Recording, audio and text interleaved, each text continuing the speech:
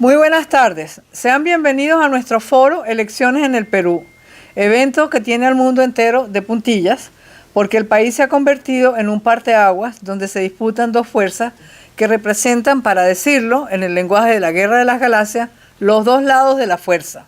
Por una parte está el candidato que claramente se alinea con Darth Vader, encarnado por el señor Castillo, cuyo programa de gobierno plantea la misma destrucción ejecutada en Cuba, Venezuela y Nicaragua. Por el otro está la princesa Leia, encarnada por Keiko Fujimori, quien pretende seguir los caminos de la libertad y el crecimiento económico. El mundo sigue con interés este enfrentamiento sin atinar a predecir quién será el ganador.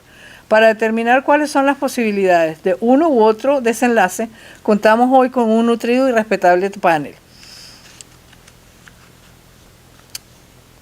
El enfrentamiento de las diversas fracciones de la dirigencia peruana preocupa porque podría debilitar los caminos de la libertad.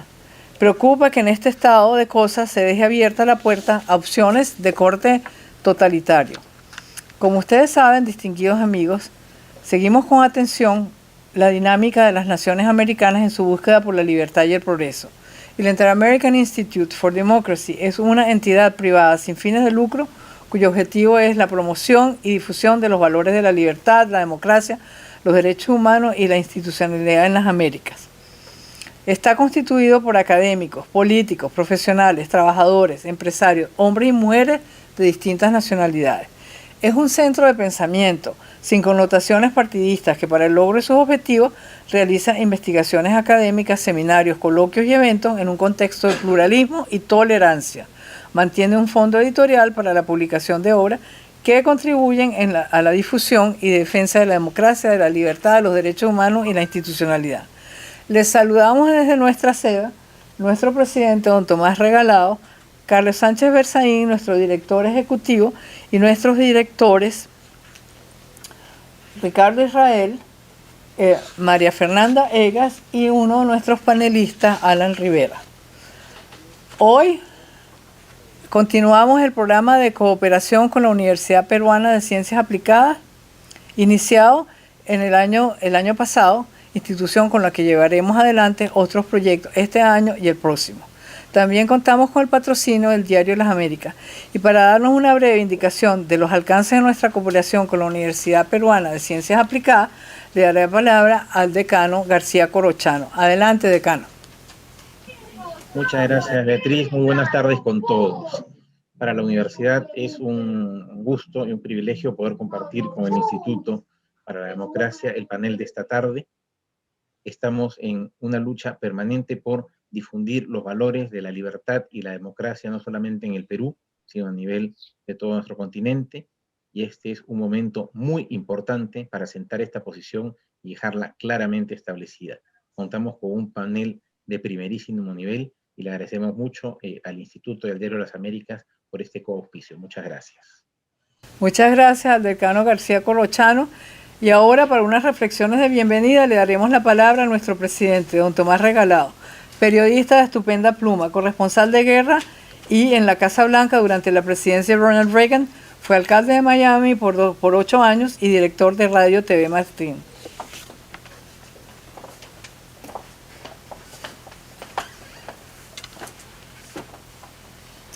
Muchas gracias, Beatriz, y muchas gracias a este panel extraordinario por la importancia de lo que van a decir y por el deseo que tenemos de escucharlo. Y es que Miami, que es un arcoíris de nacionalidades, es una ciudad política. Seguimos las elecciones en los países donde se pueden hacer, porque aquí hay muchas personas que vinieron de países donde no se pueden hacer o donde las elecciones son amañadas. Por eso las elecciones en Perú han generado tanto interés en este instituto, tanto interés aquí en Miami. Les puedo decir a aquellos que nos escuchan en Perú que aquí en la ciudad de Miami, donde el 62% de todos los residentes en todo nuestro condado son nacidos fuera de los Estados Unidos, hay una conversación constante, además del COVID y de la recuperación, sobre lo que está pasando en Perú y sobre lo que puede pasar en Perú. Por eso estamos ansiosos de escuchar a este panel y estamos esperanzados en que se escuchen estos argumentos que son importantes y además son reales. Y es que aquí hay mucha historia, aquí hay mucha gente cuyas heridas todavía no se han restañado y saben que en Perú pudiera pasar, ojalá no pase, lo que ha pasado en muchos países que han enviado aquí a esta ciudad de Miami a millones de personas que han tenido que votar con sus pies porque no podían votar en sus países. Bienvenidos a este foro. Muchas gracias.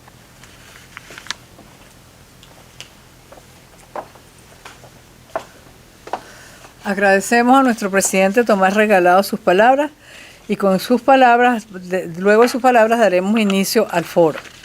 Los ponentes tendrán entre 5 y 7 minutos para desarrollar su tesis. Pasado el minuto 4 les haré saber que disponen de 2 minutos para terminar su exposición. Nuestro director ejecutivo, Carlos Sánchez Erzaín, pronunciará unas reflexiones de cierre y posiblemente, si el tiempo lo permite, tomaremos algunas preguntas del público. Por favor, comiencen a enviar sus preguntas desde ahora, de manera de poderlas recibir, clasificar y presentar a los ponentes. Sin más, le vamos a dar la palabra a nuestro primer expositor, que es Carlos Adriansen. Se desempeña actualmente como decano de la Facultad de Economía de la Universidad Peruana de Ciencias Aplicadas. Es profesor de Política e Historia Económica y del doble grado Economía Política, Filosofía y Leyes, del programa de la Universidad Peruana de Ciencias Aplicadas, University of Arizona. Es miembro del Grupo de Opinión Económica de AmCham y ha recibido la condecoración Hipólito Unanue del Ministerio de Economía y Finanzas peruano. Es doctor en Dirección de Empresas de la Universidad Politécnica de Cataluña y tiene estudios de posgrado en Economía y Negocios de las universidades de Boston, Quebec, Harvard, Pittsburgh y es un Executive Fellow de la Escuela de Gobierno John F. Kennedy de la Universidad de Harvard. Es columnista regular del portal El Montonero. Adelante, doctor Adriansen. Ante todo, muchísimas gracias por la invitación, Beatriz, y a Lucho y a Rafael. Es un honor para mí estar en ese panel. Y como el tema son las elecciones peruanas y tienen al lado mío a un excelente panel, yo voy a hacer algo muy puntual en este lapso en que me toca, y es hablar del lado económico, del trasfondo regional de la segunda vuelta peruana, porque en mi opinión es difícil de comprenderla si es que no tomamos en cuenta lo que está pasando en el globo y en el país. Por lo tanto, les advierto, voy a usar cifras rápidamente y eso, entiéndanlo, el tiempo es corto y los voy a usar sin anestesia. Estos son los tiempos de la revolución molecular. Esta es una ejecutiva neoyorquina leyendo sobre la revolución molecular, el advenimiento de la izquierda polarizada, la revolución cultural. En un mundo donde me quedo con la última frase de Danner, esta revolución describe una forma de individualización no por personas, sino por afectos. Y esto es algo muy serio, porque en el fondo lo que descubre, igual que cuando se hablaba de la explotación laboral, o de la identidad, o del género, o del medio ambiente, básicamente es más intervención estatal y una suerte de razones para un totalitarismo disfrazado. Este es el planeta y esto pasa en todo el planeta, no solo en el Perú. Solo refiriendo, si miramos la perspectiva global, se van a dar cuenta que el planeta ha mejorado mucho el nivel de vida en los últimos 60 años, pero el nivel de desarrollo relativo de la mayor parte de los países del planeta está estancado. Crecen más los más ricos y menos los menos ricos, o crecen más los más productivos, vamos a decir así. En esta foto a América Latina le va de perros y el Perú es parte de la foto. Aquí vemos, por ejemplo, cómo hasta hace poco mejoraba mejor que el resto del planeta, valga la redundancia, el producto por persona de un latinoamericano en dólares constantes, pero que últimamente se ha caído. Y lo más importante de este gráfico es ver cómo América Latina se subdesarrolla en los últimos 60 años. Está por debajo del promedio ya. Somos, como se diría en el Perú, un medio pollo, un medio pavo, estamos a la mitad del camino, como ustedes quieren. Pero los últimos 10 años para América Latina han sido desastrosos en términos de atraso y desarrollo. Hoy día me toca hablar del Perú, mi periodo es corto, pero les cuento que esta revolución cultural es global. La tenemos con Trudeau en Canadá, con el señor de avanzada edad en Norteamérica, tenemos a Maduro, tenemos a un montón de personajes cambiantes, pero siempre enfrentando un entorno polarizado. La discusión de ese par de señores, de la señora Fujimori y el profesor Castillo, es parte de esta foto, no es casualidad. Hace 200 años, el Perú este año celebra su bicentenario, peleamos en Ayacucho y en Junín la independencia de la región. Hoy día, la batalla es emocional. Aquí no cabe que un economista les venga a hablar de problemas económicos de cada posición, son aburridísimas. El señor Pari, que en el último debate de técnicos defendía la aplicación en Perú del modelo que se ha aplicado en Venezuela, olvidaba que en los últimos 10 años, Beatriz, tu país ha perdido producto por habitante en 72%. Eso es inimaginable mundialmente. Y el otro lado, la otra oferta, hablaba de un ministro que cuando fue viceministro y ministro, el producto por habitante de Perú creció 57%. Aquí la racionalidad sale sobrando. Aquí simplemente hay la hábil utilización de emociones. Ya no hay individuos, hay emociones. Hasta hace poco, los peruanos hablábamos de cómo crecía la economía peruana, y está Lehman Brothers, y está la estrepitosa caída del año 2020, explicada más que por la pandemia, por las trabas que se impusieron a la economía para defenderse de la pandemia. Y esto ha implicado el final. ¿Cómo que el final? El final del modelo peruano. El modelo peruano en su mejor momento llegó a crecer el 72% que hice alusión. En los últimos 10 años, considerando el 2020, el Perú ya cae en términos de crecimiento de 10 años. El modelo se acabó. Yo sé que a los peruanos que están en esta mesa les va a parecer desgarradora la realidad, pero es así. Y me has acordado un viejo poema. Cuentan de un sabio que un día tan pobre y mísero estaba, etcétera, etcétera, etcétera. Pero me lleva a la reflexión comparar hoy al Perú con lo que una propuesta del candidato Castillo nos quiere llevar. Venezuela, Cuba, Bolivia y Nicaragua son, económicamente hablando, nuestros sobrinos hoy día. Venezuela, Beatriz, hace poco tiempo tenía 4 veces más producto por habitante que el Perú. Pero lo que ha hecho la receta que hoy día defiende Castillo es un desastre económico. En un mundo crecientemente desigual. Vean ustedes, por ejemplo, la distancia cada vez mayor y previsiblemente mayor para los próximos años entre los habitantes de Miami y los habitantes de Santiago, de la ciudad de Panamá, de Uruguay y por supuesto de Lima. Esto es algo de lo que los latinoamericanos no hablamos. Tampoco hablamos de las grandes caídas de Venezuela y de Cuba. Mira, Beatriz, cómo Venezuela era desarrollada en los años 60, con un 70% de ilerianos del producto per cápita norteamericano, y hoy día es cercano al desastre que siempre fue Cuba, y que la izquierda tanto endiosó. Veamos el declive de Argentina, veamos el declive de Brasil, veamos el declive de México, serían muchos cuadros. Y por lo tanto yo tengo poco tiempo para darles algunas ideas. La primera es que un lobo anda suelto. Esta es la última foto que pude conseguir de La Habana. Y algo que tenemos que tomar muy en cuenta es que La Habana está en caída libre, económicamente hablando. Vean ustedes cómo evoluciona su diario y cómo previsiblemente está. Y eso es terrible, porque cuando uno ve Carlos, un tienes un lobo minuto para bien redondear tu papeado, tesis. muy bien, lo que les digo es que este señor va a mover el cotar. Aquí vale la pena mirar la historia del declive venezolano y el estancamiento boliviano.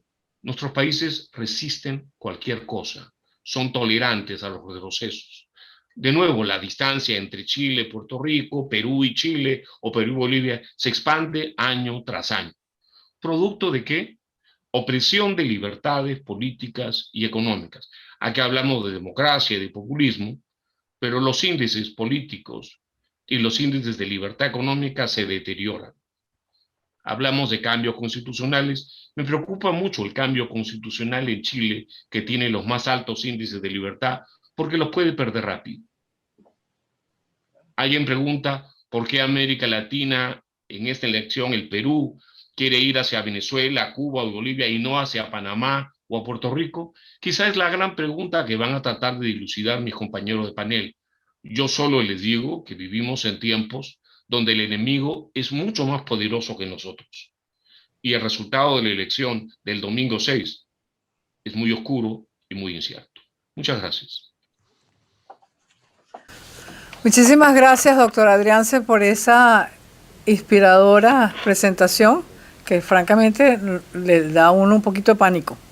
Pero ahora tenemos como invitado a Jorge del Castillo, abogado y político peruano. Ha servido en la ahora abolida Cámara de Diputados peruana entre 1990 y 1992 y en el Congreso unicameral durante 6 mandatos no consecutivos entre 1995 y el 2011 y nuevamente entre el 2016 y el 2019, 5 de los cuales son mandatos consecutivos. Fue también alcalde de Lima y del distrito Barranco durante la década de los años 80. Negociador experto, es un destacado miembro del Partido Aprista Peruano, sirviendo en 2 ocasiones como secretario general de esa organización política. Como mano derecha del fallecido expresidente Alan García, se desempeñó como su abogado defensor durante las primeras acusaciones hechas luego de su primera presidencia y finalmente como su primer ministro en su segunda presidencia. Bienvenido, Jorge. Adelante, por favor. Muchas gracias, Beatrice. Muy amable por la invitación de parte del Instituto. Un saludo especial a Carlos y, por supuesto, a todos los amigos que nos acompañan en este panel y a los ciudadanos que nos siguen, seguramente también muchos en el Perú y en el exterior. Estamos realmente ante una amenaza objetiva, ¿no? Y la amenaza objetiva es que la gente que está aspirando con posibilidades, eso no hay que negarlo, a asumir la presidencia de la República, es gente que yo creo que está siguiendo exactamente el mismo libreto que viene desde La Habana y que ya se aplicó en Venezuela, se aplicó en Nicaragua, se aplicó en Bolivia. Eso es, vamos a forciori a un proceso constituyente en el cual se va a cambiar el modelo económico, se va a recortar libertades, no tengo ninguna duda, empezando por la libertad de expresión, se va a limitar la acción del ciudadano y posiblemente, quizá no abiertamente, pero sí dejando las puertas para que los derechos humanos no tengan el respeto que hoy día tienen en el Perú.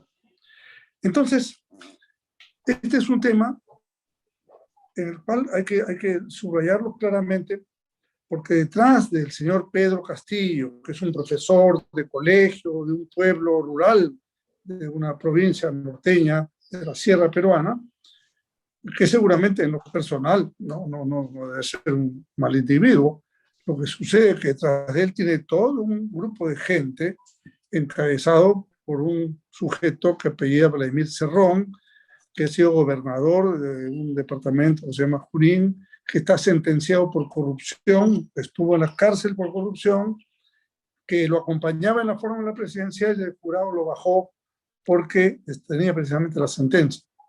Y por supuesto detrás de ellos todos estos radicales. A estas personas yo las conocí hace 4 años porque siendo congresista tuve la oportunidad de ser mediador o facilitador o árbitro, si se quiere, en la huelga magisterial que ellos encabezaron, a petición del propio gobierno del presidente Kuczynski en ese momento. Y yo lo que vi, que el señor Castillo, que era el cabeza del grupo, que se llamaba SUTEP CONARE, o sea, el Sindicato de Educación CONARE, tenía vinculaciones con grupos radicales, inclusive con gente que ahora está probada que están vinculados al Movadef, que es uno de los brazos políticos de Sendero Luminoso, nada menos. Entonces, al final, cuando llegamos a la solución, que era estupenda, él no firmó porque los radicales no lo dejaron firmar. Eso pinta el cuerpo entero la personalidad del candidato.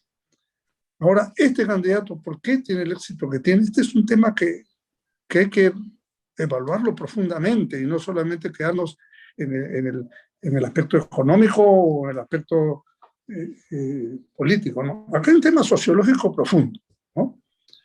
Están votando porque, no porque la mitad del Perú sea comunista de ninguna manera. Estaban votando por él gente marginada, gente humillada. No digo solamente el requisito de pobreza, sino gente que se siente al margen de, fuera del sistema, maltratada, según la apreciación que ellos puedan tener psicológicamente. Gente que evidentemente encuentra en este momento una oportunidad de expresar una protesta, un rechazo, un reclamo, un grito. Esta situación que en nuestro gobierno se había superado mucho, porque habíamos hecho una reducción de pobreza de más de 20 puntos que no tiene antecedente en la vida republicana en el Perú, con la pandemia ha vuelto a retroceder la pobreza. Entonces, todas las frustraciones, no hay camas UCI, no hay oxígeno, se mueren los parientes, etcétera, etcétera, hoy día se están transformando en un voto de protesta a favor de Pedro Castillo. Este es un tema que hay que entrarle con mucho más profundidad, a analizar, a buscar las alternativas de solución y emprender efectivamente la solución. Porque si un poblador de una zona marginal del Perú, que no tiene agua, que no tiene luz, y de repente no tiene ni trabajo, tiene un trabajo de ambulante en una calle, él dice, yo no tengo nada que perder, ¿por qué voy a votar por una opción si no tengo nada que perder? Voto por esta que me está ofreciendo el oro y el moro. Y lo que sucede es que la oferta del oro y del moro también es falsa, porque evidentemente no hay forma económica que puedan cubrir todas esas posibilidades. Y ofertas, como se ha dicho hace un momento por el doctor Adriansen, no están acompañadas de ningún sustento serio desde el punto de vista económico. Quedó demostrado en el debate, especialmente entre Luis Carranza, que fue nuestro ministro de Economía en el gobierno del presidente García, y que ahora, con gran acierto, la señora Keiko Fujimori lo ha convocado. Un minuto. Sí, Luis Carranza decía que era nuestro ministro y que Keiko lo ha convocado ahora. Bueno, simplemente, como se dice en criollo, o sea, se paseó con el exponente del equipo económico de Pedro Castillo. Entonces, tenemos eso. Si a eso le sumamos la incompetencia del mismo personaje y su entorno, pues estamos en un peligro sumamente grave en el Perú, y tras de ello vendrá la reforma constitucional que ya he mencionado y, por supuesto, el totalitarismo. Yo tengo, como ustedes, comparto el temor de que mi patria quede convertida en una nueva Venezuela. Entonces, el 1 millón de venezolanos que están acá se van a tener que ir a otro lado, y tras de ellos 1 millón de peruanos posiblemente también vayan a buscar refugio en un tiempo no muy largo. Muchas gracias. Le agradecemos al doctor Jorge del Castillo su presentación, y ahora vamos a convocar a un miembro de nuestro consejo, Luis González Posada, exministro de Justicia, canciller del Perú, presidente del Congreso de la República y embajador en la OEA, abogado y militante del Partido Aprista Peruano. En la actualidad es consultor internacional. Bienvenido, don Luis. Muchas gracias, Beatriz. Muchas gracias a todas las personas que participan en este foro de reflexión. Y en esta línea, yo me hago una primera pregunta. ¿La democracia está enfrentándose a un señor Pedro Castillo? ¿O Pedro Castillo no es solamente un rostro eventual? Porque quien está detrás de Pedro Castillo no es ni siquiera un partido que lo está representando, sino el Foro de Sao Paulo.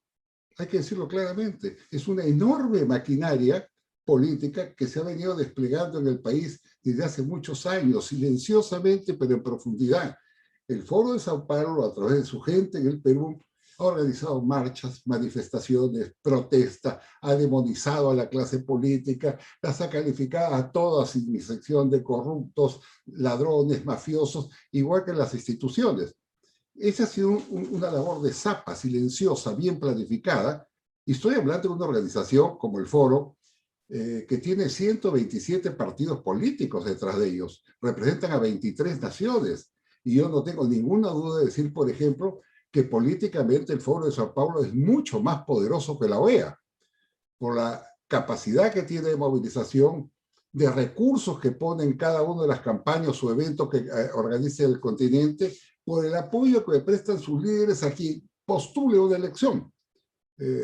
Apoyo de todo tipo, plataformas mediáticas, internet, redes sociales, publicidad y desplazamiento de especialistas para darle respaldo. Es decir, estamos enfrentando una multinacional, una internacional política muy fuerte, que tiene además como miembros a varios gobernantes de la región. Y estoy hablando no solamente de Cuba o de Venezuela o de Nicaragua, sino también países que le dan soporte, como Argentina o México. Y si me voy más allá, diría China y Rusia, que son las dos potencias extracontinentales que respaldan vigorosamente la diplomacia venezolana y además le dan financiamiento, créditos y todo tipo de facilidades. Entonces, a esa transnacional del dinero y de la política estamos enfrentando.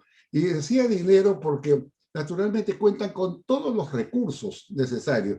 Miren, se han detectado recientemente fiscales suizos en 20 o 30 bancos 10.000 millones de dólares a nombre de esta gente. En Andorra encontraron 2.100 millones de euros. ¿Ah? En Estados Unidos, 1.000 millones a nombre de un guardaespaldas apellido Andrade, que está, entiendo, en la cárcel. Y se estima que el dinero que ellos movilizan puede ascender fácilmente a más de 60.000 millones de dólares. Ese dinero lo usan, pues, ¿cómo?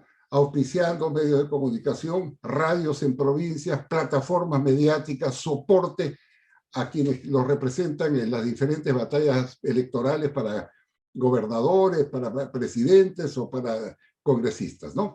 Ese es a quien nos enfrentamos.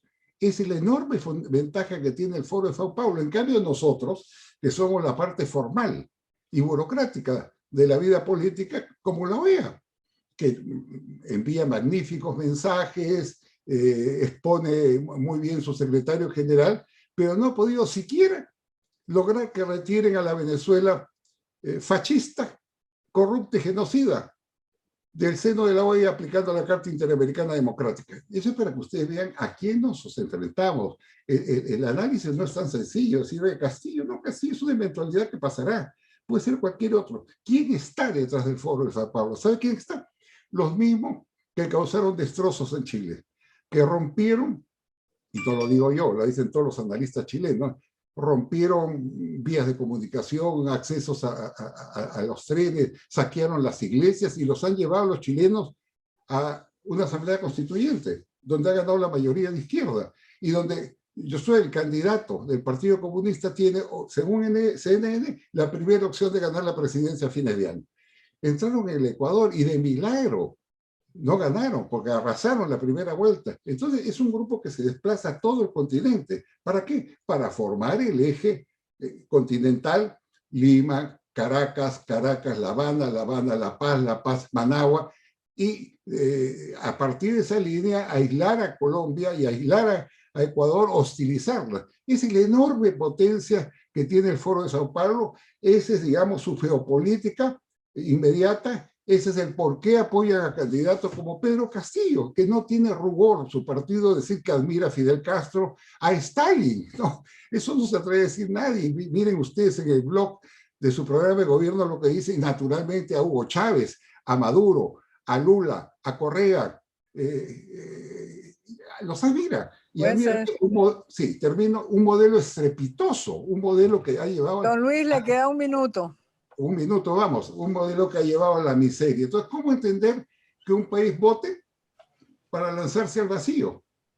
Para lanzarse a la pobreza de una Venezuela donde se gana $2.30 al mes y no pueden comprar ni siquiera un kilo de carne, porque un kilo de carne cuesta $3.50. Esa es la situación que nos encontramos y yo creo que se ha organizado ya una plataforma democrática, no solamente para estar frente a ese grupo en estas elecciones, sino para ver todo el entorno que está detrás del grupo antidemocrático. Muchas gracias.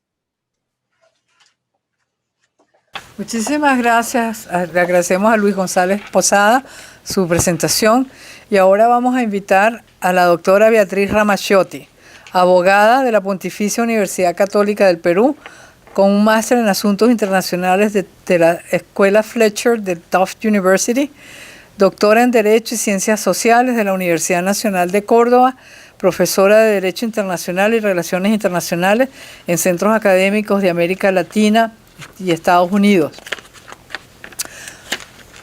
Es miembro honorario del Instituto de Estudios Internacionales, embajadora del Perú ante la OEA, directora del Political Database of the Americas de Georgetown University y miembro del Consejo Consultivo de la carrera de Relaciones Internacionales de la Universidad Peruana de Ciencias Aplicadas. Bienvenida, doctora Ramaciotti, tiene usted la palabra. Muchas gracias, Beatrice. Decía que agradezco la amable invitación del Inter-American Institute for Democracy en coordinación con la Universidad Peruana de Ciencias Aplicadas y expreso también al mismo tiempo un cordial saludo a las autoridades, a los comentaristas, a los amigos y a todos los participantes de este foro. Como se ha venido comentando por quienes me precedieron, la campaña política en el Perú podría resumirse en dos palabras: democracia versus totalitarismo. Fuerza Popular, con la candidata Keiko Fujimori, congrega un amplio espectro de posiciones de derecha, de centro izquierda, pero todos apoyando a un gobierno democrático, de ancha base, respetuoso de los derechos y libertades ciudadanas y con un modelo de economía social de mercado. Sin embargo, en el otro extremo se encuentra Perú Libre con su candidato Pedro Castillo, que reúne a la izquierda comunista, a distintas variantes neomarxistas e incluso a grupos vinculados al senderismo. Ellos plantean quebrar el orden constitucional vigente a través de una asamblea constituyente que reemplace a nuestro Estado republicano, con una suerte de federación plurinacional con gobiernos autónomos del pueblo, con una economía popular de mercados, con estatizaciones masivas, una nueva reforma agraria y sustitución de importaciones a la semejanza del fracasado sistema de la teoría de la dependencia del siglo pasado. Como queda claro, las respectivas visiones de país son totalmente contrapuestas. En este severo contraste casi de ficción, tanto en lo ideológico como en lo programático, hay un tema que no ha estado presente en la campaña, sino solo en los planes de gobierno. Me refiero a la política exterior, que es un tema fundamental para velar por los intereses nacionales como un país que se inserta en un complejo contexto internacional. En el caso de Fuerza Popular, la política exterior se afirma en los postulados de la Constitución de 1993 y los tratados vigentes, así como también en objetivos compartidos con otros estados y con la comunidad internacional. También tiene una posición de continuar con la política exterior de logros de los últimos 30 años, la paz con Ecuador, la delimitación marítima con Chile, los gabinetes nacionales con los países vecinos, la Alianza del Pacífico y otros proyectos más políticos como el Grupo de Lima para apoyar la restauración democrática en Venezuela. Hay también toda una propuesta de renovación, por supuesto, de la política exterior frente a los desafíos propios del siglo XXI. En el caso de Perú Libre, se presentan lineamientos al estilo populista del socialismo del siglo XXI, así como el progresismo del Foro de Sao Paulo, que ha sido muy bien descrito por don Luis González Posada. Todo ello hace una visión de política exterior que está teñida de una ideología neocomunista que resulta obsoleta en nuestros tiempos. Y paso a mencionar algunos de sus enunciados. Primero, rechaza el sistema político de democracia representativa, privilegiando los derechos sociales frente a los derechos y libertades individuales, que deben ser respetados in totum, según la Constitución, y de conformidad con las declaraciones y tratados internacionales. Segundo, se proclama antiimperialista contra las grandes potencias económicas, dice su programa, aunque solo señala a los Estados Unidos y no aparece mención alguna a China ni a Rusia. Qué extraño, ¿verdad? Tercero, rechaza el capitalismo neoliberal y propone estatizar prácticamente todo a través de un modelo sui generis que mencioné, economía popular con mercados, que es antinómica con un régimen de promoción de la inversión extranjera y del comercio internacional. Asimismo, desconoce los principios básicos del derecho internacional. Miren ustedes, postula una soberanía absoluta del Estado, que resulta totalmente incongruente con un mundo global digital, en el que hay que enfrentar las amenazas no tradicionales como la pandemia de COVID que estamos sufriendo. Quinto, desconoce los compromisos asumidos por los tratados y a los organismos internacionales de solución de controversias. Pero qué increíble que todos estos acuerdos que implican obligaciones asumidas no por un gobierno, por el Estado peruano, van a acarrear la responsabilidad internacional. No lo reconocen así. Desconoce también a la OEA como un organismo legítimo y lo tipifica como un ente creado para el control geopolítico de los Estados Unidos. ¿Y qué propone en reemplazo? Una integración regional de los pueblos a través de un multilateralismo ideológico representado por UNASUR, casi inexistente, pero parece que no lo conocen porque lo ha mencionado como 10 veces en el programa de Perú Libre, y la CELAC, entre otros.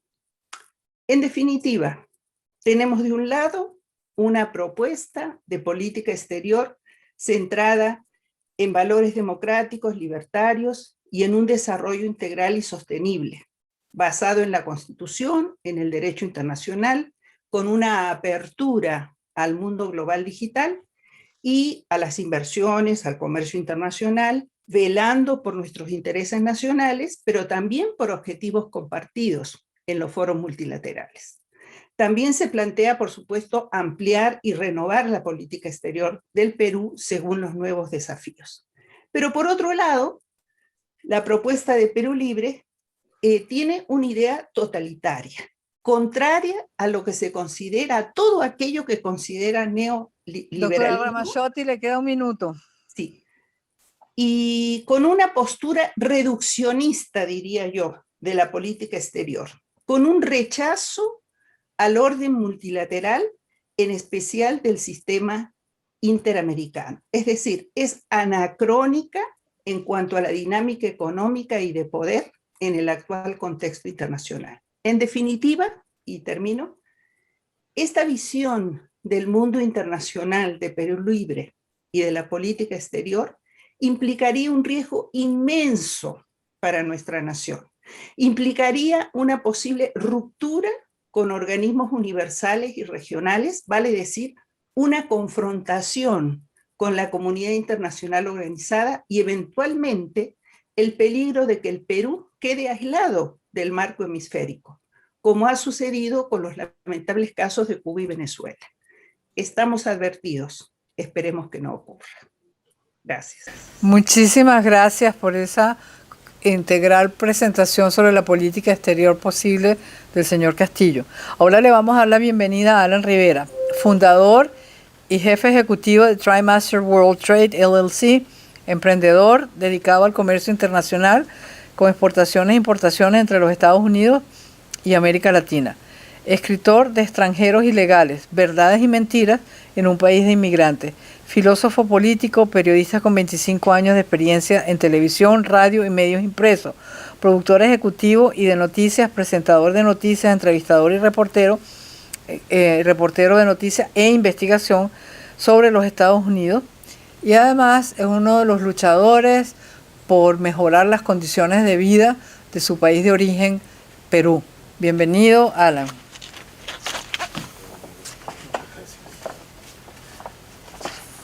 Muy bien. Gracias, Beatrice. Y gracias a Inter-American Institute for Democracy. Para mí es un honor estar en medio de un panel tan distinguido, de personas que incluso siempre he admirado desde joven. Pues hoy me toca hablar también de lo que está ocurriendo en el Perú y quiero comenzar por decir que el Perú ya no es un país de las grandes mayorías, como se escuchaba decir a los políticos en los años 80 y 90. El Perú es ahora un país de las muchas minorías, de diversas minorías que culturalmente, socialmente, políticamente tienen diversos intereses. Y eso es legítimo y obedece a un cambio tecnológico y científico de los últimos 30 años. Hoy vale más probablemente un meme, una imagen con una broma, o de repente un video de 40 segundos, o un texto de 150 caracteres, que lo que estamos haciendo aquí, por ejemplo, que es discutir intentando ser sesudos, intentando ser profundos, sobre lo que está pasando, no solamente en el Perú, sino en América Latina.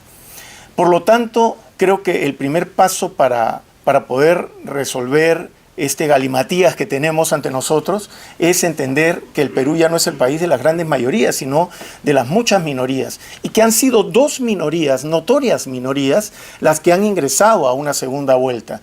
La primera de ellas, la de Perú Libre, del profesor Pedro Castillo y su líder, Vladimir Cerrón, como ya se mencionó aquí, una persona que ha estado en prisión por corrupción, que ha sido juzgado por corrupción, y también miembros de esa agrupación como Guillermo Bermejo, vinculado al grupo Movadef, que es el brazo, digamos, de fachada de Sendero Luminoso, el grupo terrorista. Y entonces, eso es lo que tenemos ante nosotros, esa minoría de Perú Libre que sacó exactamente 10,77% del universo de electores peruanos, que son 25.300.000 personas. Y luego, por el otro lado, tenemos al Fujimorismo, que representa el 7,64% de esos 25.300.000 peruanos que estamos hábiles para votar. Porque hay que considerar a todos, porque ese 30% que no votó dijo algo, que no quería participar de una elección en la cual no se sentía representado por nadie. Y quiero discrepar aquí con la señora Ramaciotti, porque yo creo que el Fujimorismo no representa la democracia. Justamente porque no representa la democracia es que tenemos el problema de que Perú Libre y el profesor Castillo, que son el totalitarismo neocomunista, como le querramos llamar, castrochavismo o izquierda, falsa izquierda populista, tiene tan alta aprobación. Si no fuera porque el Fujimorismo no representa plenamente la democracia, nosotros no estaríamos quizá haciendo este foro. Pero es porque estamos en una disyuntiva entre dos propuestas, una absolutamente autocrática, retrógrada y comunista decimonónica, y la otra de la cual todos tenemos el derecho a sospechar. Pero tenemos que dar una elección y dar un paso de fe para salvar al Perú y salvar la democracia. Pero esa democracia que queremos salvar está sitiada desde hace muchos años. Está sitiada por algo que aquí nadie ha mencionado y que se llama la mafia del poder. Al menos yo la llamo así. La mafia del poder son aquellos grupos empresariales que se han encargado que en nuestro país, a pesar de la prosperidad que hemos podido lograr en los últimos 30 años, mantengamos un Estado mercantilista, con grupos empresariales mercantilistas que no permiten que la economía se desarrolle, que hacen que tengamos una economía mal llamada informal, donde el 80% de peruanos emprendedores, que son la gran mayoría de la población económicamente activa, no tienen posibilidades de surgir porque no pueden entrar a ese sistema cerrado, burocrático, estatal, que ha mantenido esa mafia del poder, que no tiene ningún empacho en aliarse con quien sea. Y los últimos 10 años de gobiernos de la falsa izquierda, que comenzaron con Ollanta Humala, siguieron con Martín Vizcarra y terminan hoy con Francisco Sagasti, donde están falso izquierdistas rojos, como les decimos en el Perú, y caviares o rábanos, como les decimos en el Perú, y rojos por fuera pero blancos por dentro. Esos son los que han gobernado los últimos 10 años, pero han gobernado aliados a esos grupos empresariales que son la mafia del poder y que no permiten que en el Perú haya un verdadero libre mercado. Porque sí es cierto que el libre mercado funciona, pero funciona cuando el libre mercado permite que todos los emprendedores, que micro, pequeños y medianos empresarios también puedan tener acceso al crecimiento y al desarrollo. Porque sí, es el 60 o 70% del empleo la que brindan estos tres sectores, micro, pequeños y medianos empresarios.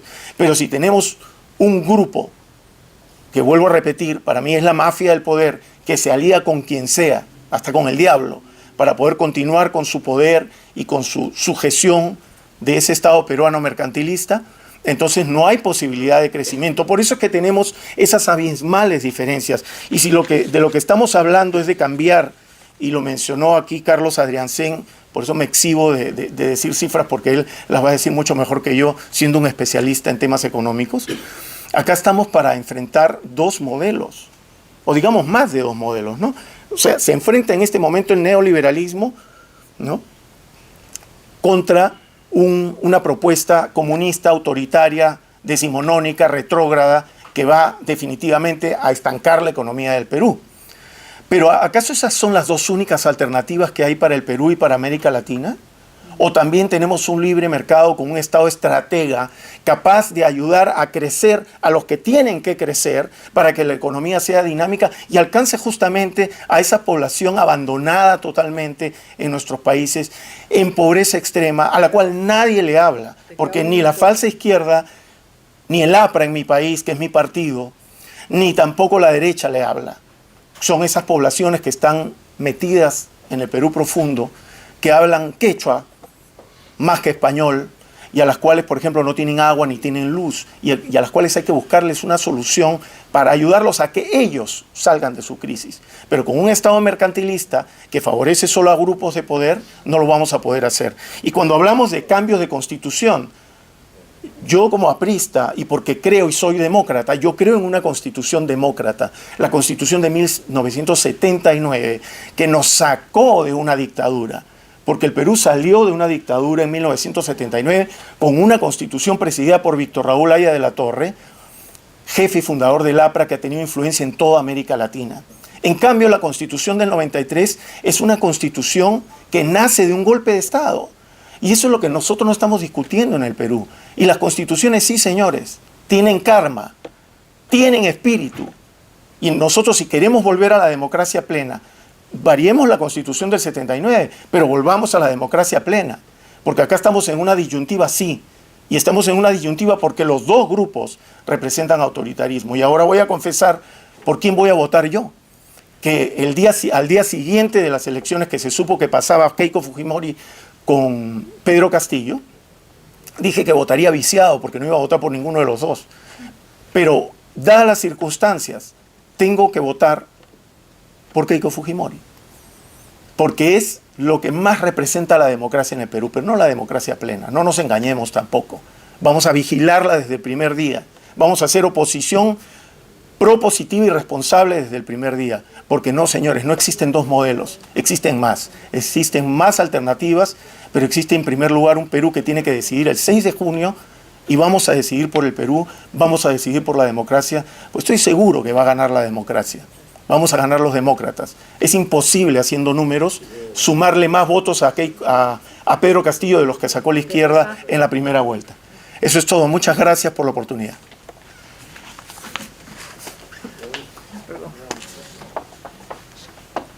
Pero agradecemos profundamente a Alan Rivera su presentación y ahora vamos a darle el derecho de palabra a Rafael Rey. Rafael Rey es un destacado político conservador peruano, ingeniero de profesión y reconocido comentarista económico y político con citas en el Financial Times y el Wall Street Journal.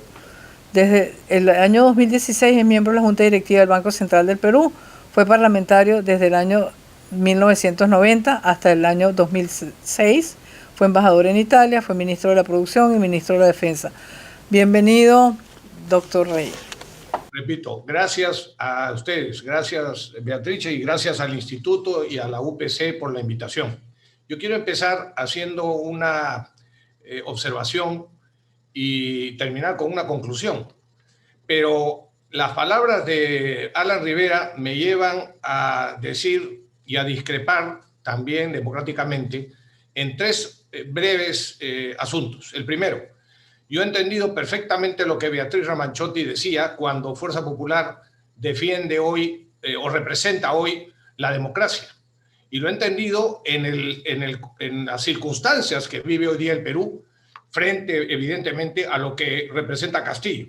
Y esto es lo que también ha entendido el propio Alan Rivera cuando al final ha dicho que en este momento Fuerza Popular representa algo más democrático.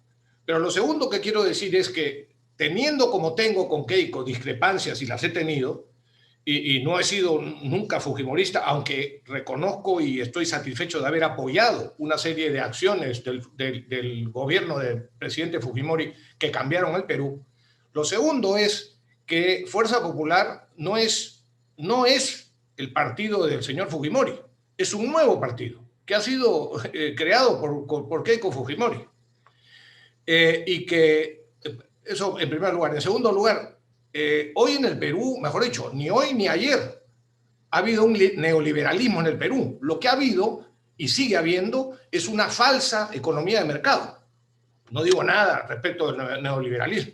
Y en tercer lugar, si la Constitución del 93 salió de un golpe de Estado, la del 79 salió de un golpe de Estado peor y de una dictadura mucho más larga. De manera que, en todo caso, la actual Constitución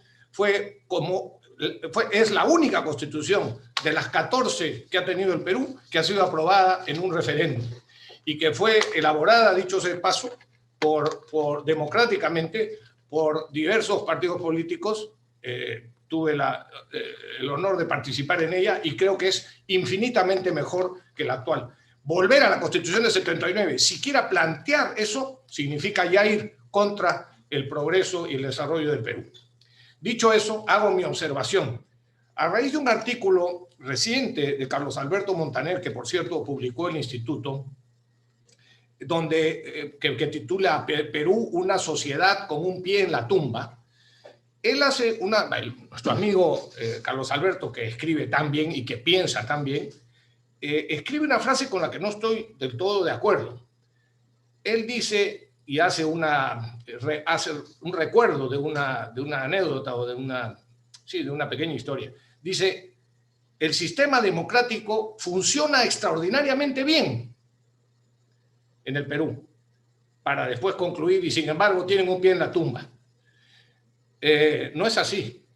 Discrepo de Carlos Alberto en eso. Él dice, añade, como única razón de que la democracia funciona extraordinariamente en el Perú, las elecciones son transparentes. Ni son transparentes las elecciones, y no lo han sido las últimas, ni las elecciones realizadas en la fecha en la que deben realizarse son indicativo del funcionamiento de una democracia.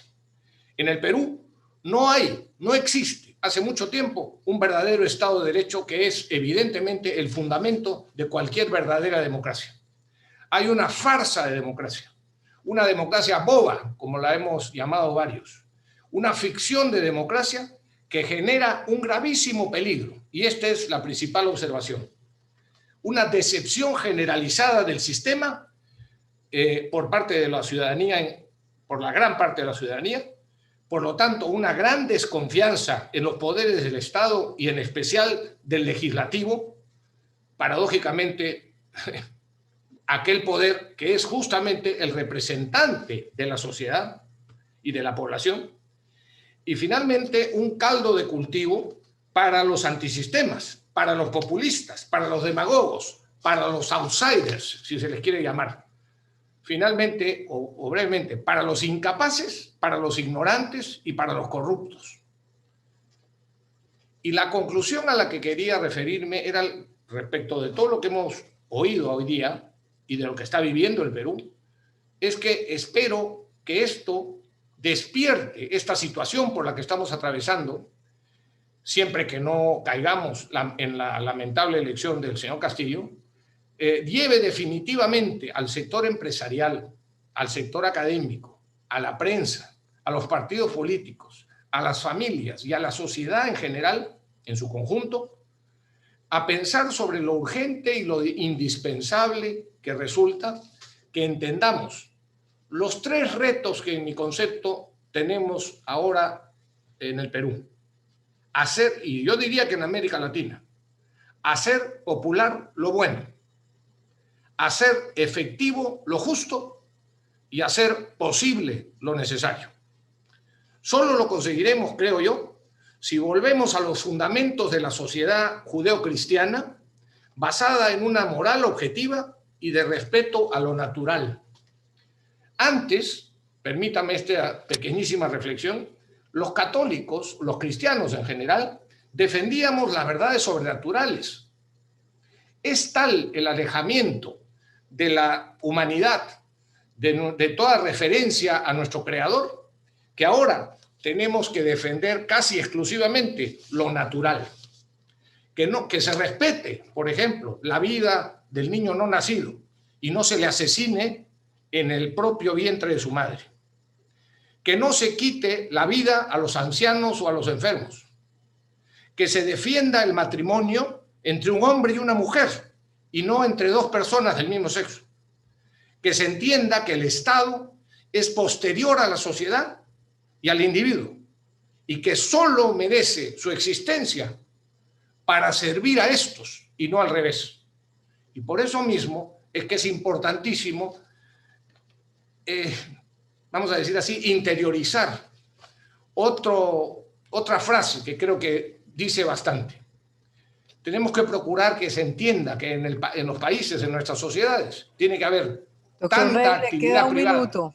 Termino en menos de 5 segundos. Tanta actividad privada, tanta libertad como sea posible y solo tanto Estado cuanto sea necesario. Gracias. Muchas gracias al doctor Rafael Rey. Excelente tesis. Vamos ahora a darle el derecho de palabra para unas reflexiones de cierre a Carlos Sánchez Fersaín, exministro de Gobierno de Bolivia, máster en Ciencia Política y máster en Sociología, politólogo, miembro fundador del Ateneo Jurídico Boliviano, catedrático de Derecho Constitucional y Derecho Internacional Público, columnista en varios medios de la región como Infobae. Es autor de varios libros. El más reciente fue presentado en este instituto en diciembre del año pasado y se titula Ofensiva del castrochavismo, agresión a la democracia. Carlos Sánchez Fersaín, con usted. Gracias, Beatrice. Un saludo a nuestro presidente, a nuestros directores y a los oradores y amigos aquí presentes. ¿Se han dado ustedes cuenta del gran ejercicio de la libertad que acabamos de realizar? Hablan 4 peruanos y tienen 4 posiciones diferentes y todos son defensores de la democracia. Todos están dispuestos en la próxima elección a votar tapándose la nariz por Keiko Fujimori, porque no tienen más remedio. ¿Y saben por qué? Porque todos en el Perú y en la América Latina hemos caído en la trampa del castrochavismo. Hemos sido llevados primero al desprecio de nuestras instituciones, después a la liquidación de nuestros liderazgos, acto seguido al desprecio de los partidos políticos y del sistema que sostiene la democracia, y después hemos sido llevados a la duda infinita de que la democracia puede que sea el camino equivocado para la solución de aquellas cosas de las que mucha gente habla y no conoce.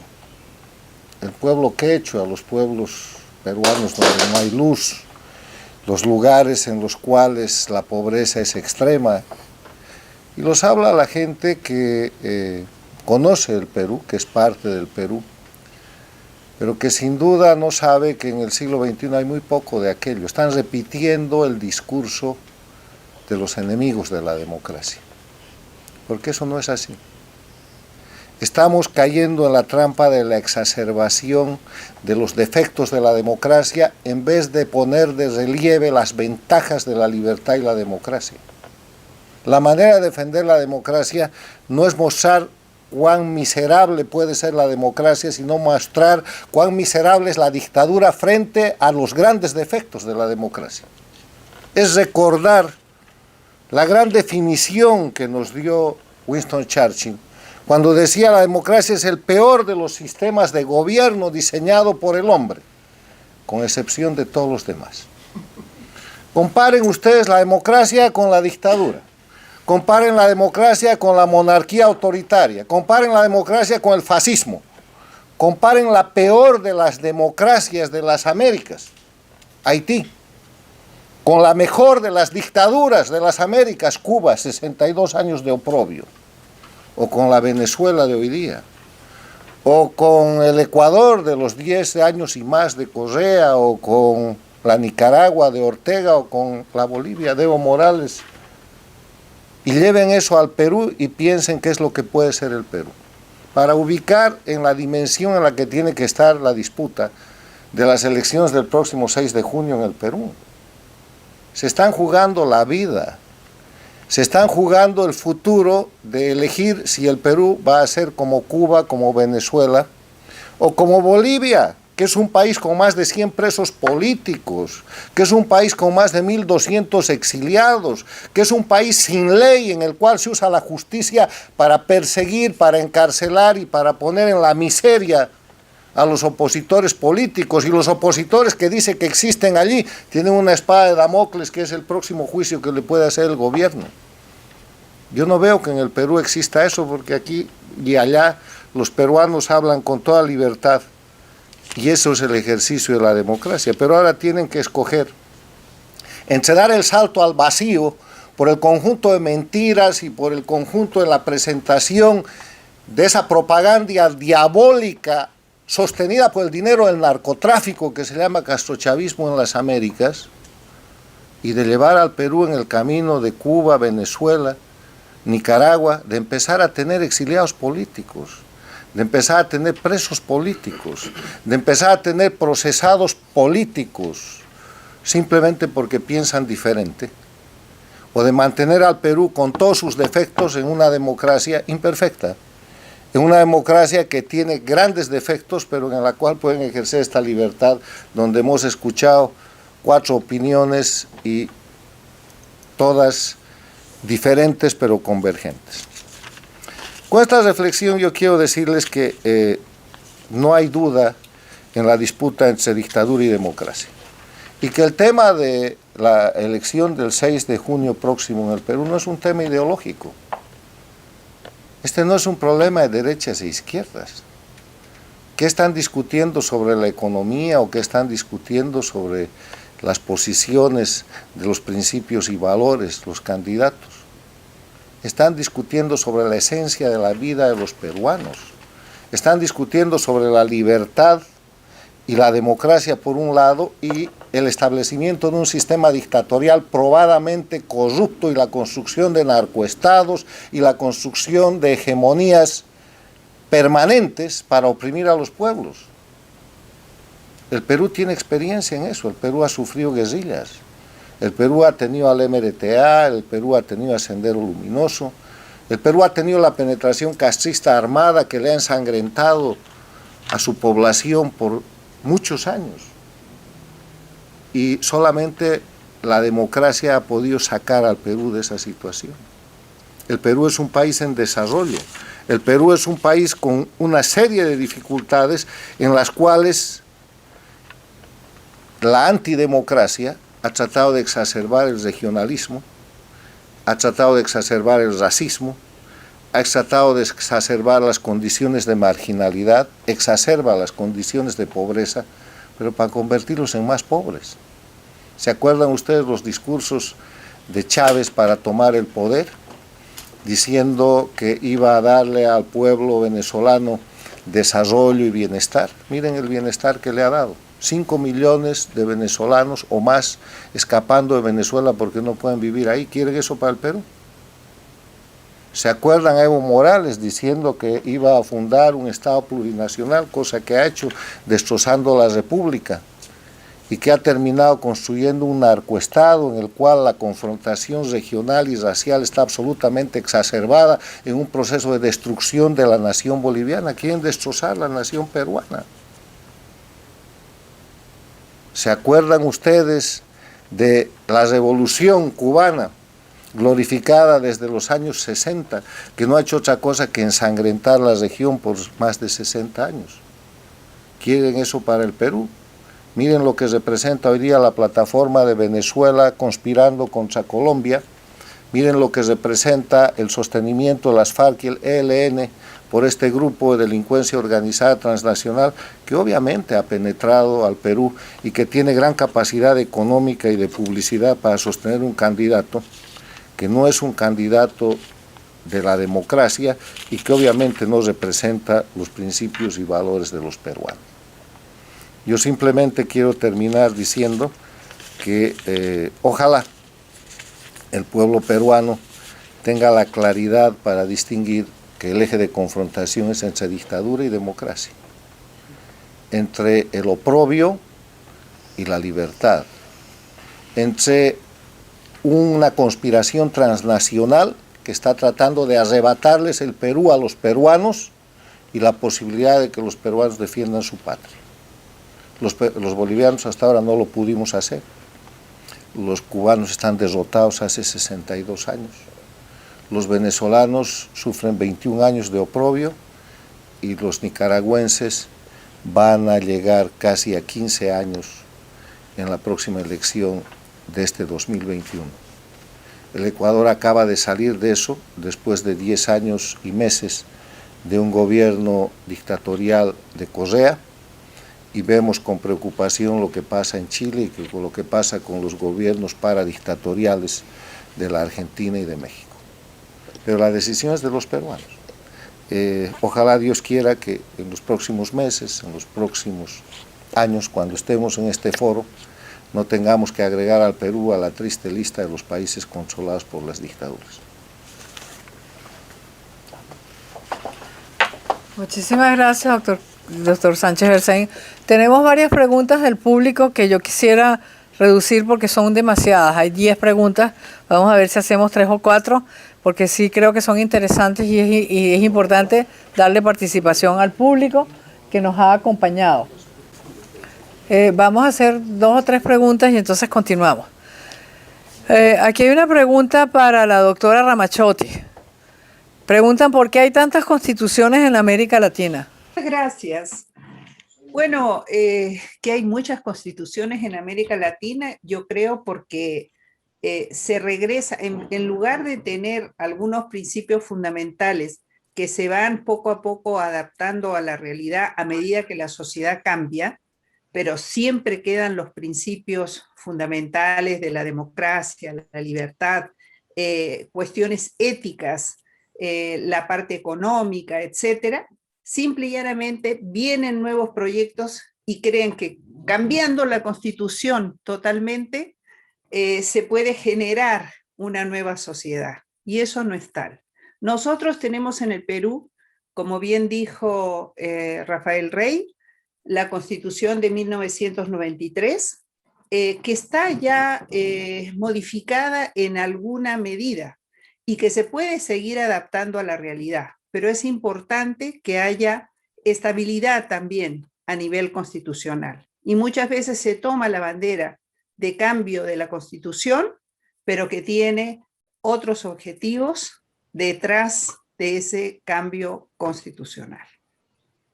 Muchísimas gracias. Aquí hay una pregunta para Alan Rivera. Preguntan si las minorías, esas que él define, son demócratas o son autoritarias. ¿Y qué rol van a jugar en estas elecciones? Sí, rápidamente. En su mayoría esas minorías son demócratas. El problema es que están enfrentadas contra paradigmas que para ellos no significan plenamente democracia. Y aquí vuelvo a repetir que el fujimorismo no representa necesariamente democracia, y ese es el problema, porque si hubiera sido que representa la democracia, pues no tendríamos este dilema que estamos viviendo. Así como la Constitución, el cambio de las constituciones, ¿no? La señora Ramazzotti ha mencionado efectivamente que tenemos muchas constituciones porque no nos ponemos de acuerdo en cuál es la base de una constitución sobre la cual hay que ir haciendo cambios. Considero que la Constitución del 79 es la Constitución que nos sacó de una dictadura y fue la Constitución del 93 la que nace de una dictadura para resolver el problema y eso todo el mundo lo sabe. Las minorías del Perú quieren libertad. Y como lo ha dicho Carlos Sánchez Berzaín, los peruanos podemos discrepar y es bueno discrepar, porque eso genera que las ideas mejoren. Pero esas discrepancias solamente pueden ocurrir con libertad y con democracia. Por eso que estamos respaldando la democracia y la libertad en el Perú, lo que más se acerca a ello. Gracias. Al doctor Rafael Rey le preguntan ¿qué medidas están tomando los empresarios peruanos para atenuar el impacto social del colapso económico provocado por el COVID-19? Respecto de la atención de las necesidades de salud, el sector privado es el que más ha hecho en este momento para atender la emergencia del COVID. El que más ha hecho. Yo diría que prácticamente el único sector que ha hecho cosas. El sector público ha demostrado una ineptitud, no por ser sector público, sino por la incapacidad y la ineptitud de quienes dirigen hoy día el sector público.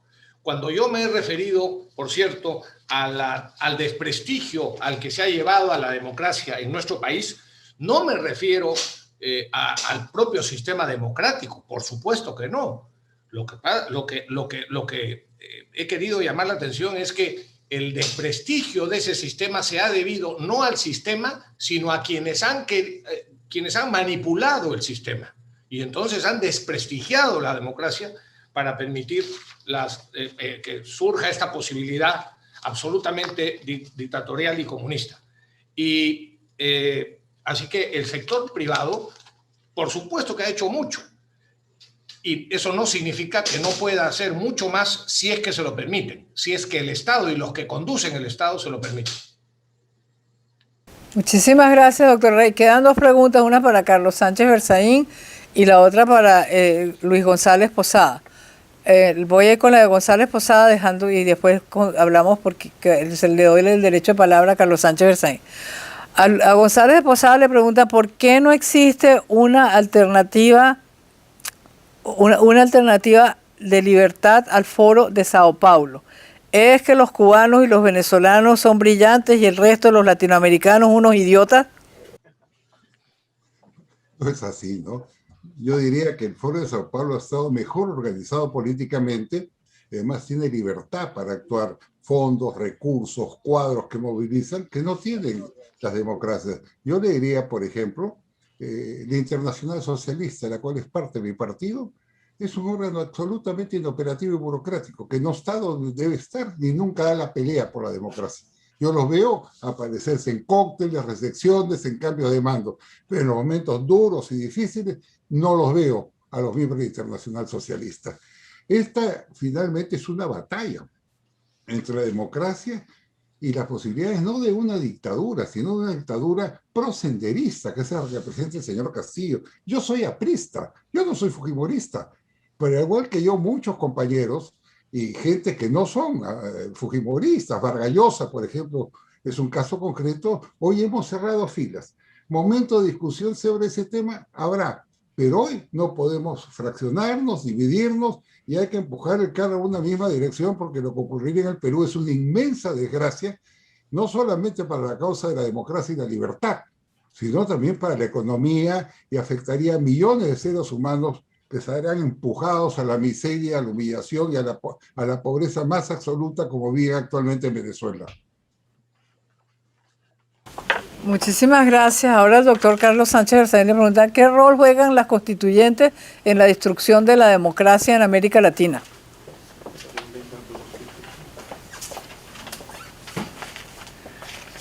Gracias. Primero yo quiero complementar la respuesta tan importante que ha dado nuestro querido amigo y miembro el doctor González Posada sobre el Foro de Sao Paulo. No hay manera de competir con el Foro de Sao Paulo. No pueden competir los políticos, no pueden competir los académicos, no pueden competir los partidos, no puede competir la Internacional Socialista, que hace rato que es simplemente un nombre. ¿Saben por qué? Porque el Foro de Sao Paulo es una organización criminal transnacional. Y para saber eso, para comprobar eso, ustedes tienen que visitar www.forodesaopaulo.org y ver quiénes conforman el Foro de Sao Paulo. El Partido Único Comunista de Cuba, que es un instrumento dictatorial criminal, las FARC de Colombia, el Ejército de Liberación Nacional de Colombia, el Ejército de Liberación del Paraguay y una cantidad de organismos criminales a los que se suman disque partidos políticos que no son otra cosa que los cómplices y soporters, los sujetadores de ese instrumento de delincuencia organizada transnacional que se llama el Foro de Sao Paulo. O sea, ¿cómo podemos competir con una mafia organizada transnacional financiada por el narcotráfico, por el terrorismo, financiada por dineros de la penetración de Irán y de otros peores enemigos de la democracia, de las dictaduras transnacionales en las Américas? No hay manera. La manera de defenderse del Foro de Sao Paulo es identificarlo como organismo criminal, es establecerlo en esa dimensión y no ponerlo en el área de la política, porque no tenemos manera de competir con ellos. Es como querer nosotros lidiar al box con las reglas del Marqués de Winston y que venga un tipo y nos pegue con un palo, nos dispare con un fusil. No hay manera. El crimen organizado utiliza todos los medios ilegales y ese es el Foro de Sao Paulo. O sea, el Foro de Sao Paulo no tiene posibilidad democrática de ser reconocido y tiene que ser identificado como el instrumento criminal principal del castrochavismo, porque ha sido creado por Castro. ¿Cuándo se crea el Foro de Sao Paulo?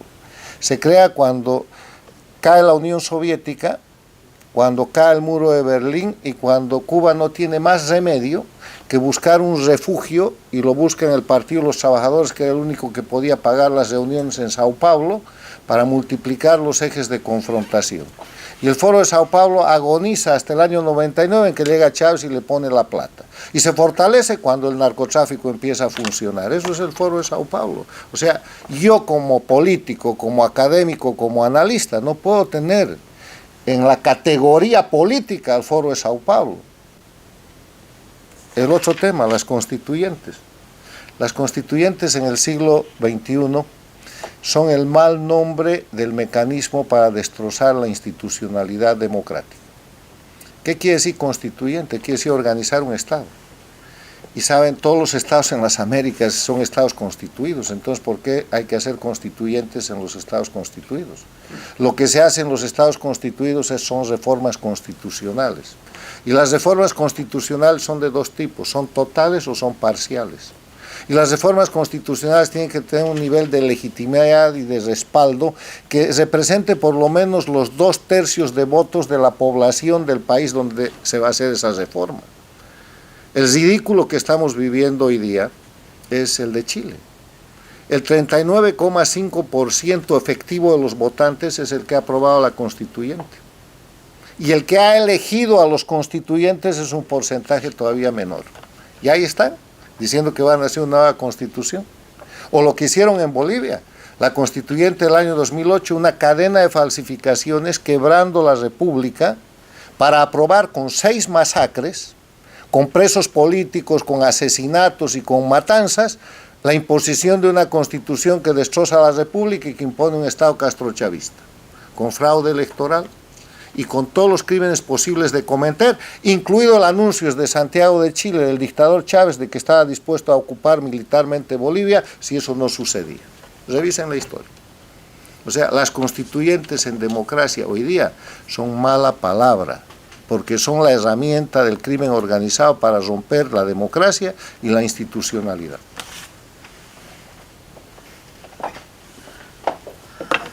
Bueno, y con estas palabras de nuestro director ejecutivo, Carlos Sánchez Bezaín, vamos a finalizar este foro. Le agradecemos a todos su presencia, sobre todo a ese nutrido grupo de cibernautas que nos han acompañado a lo largo de este programa. Damos gracias a los panelistas por sus brillantes intervenciones y deseamos todo lo mejor para el Perú, nación que ha sido una de las más importantes en el desarrollo tanto intelectual como económico de América Latina. Buenas tardes.